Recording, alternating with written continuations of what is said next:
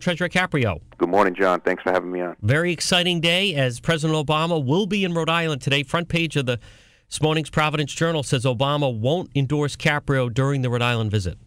Yeah, that's right. Well, there's two very different stories in that one story. First of all, you mentioned earlier in your news that the Providence Journal had endorsed me yesterday, and I was very proud to get that endorsement. That was one that I formally went to the board there, and I asked for their endorsement. They looked at my qualifications and my record and my plans for jobs in Rhode Island, and they endorsed me over Lincoln Chafee and John Robitaille.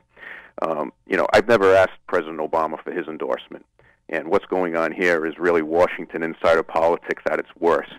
You have two former senators, Senator Chafee and former Senator Obama, who have behind the scenes tried to put together an endorsement for Senator Chafee, and who knows, maybe there'll even be one coming.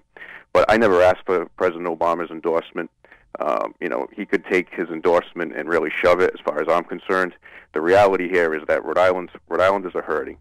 Right? We have one of the highest unemployment rates in the country. We had one of the worst floods in the history of the United States a few months back. And President Obama didn't even do a flyover of Rhode Island like President Bush did when New Orleans had their problems. He ignored us, and now he's coming into Rhode Island treating us like an ATM machine.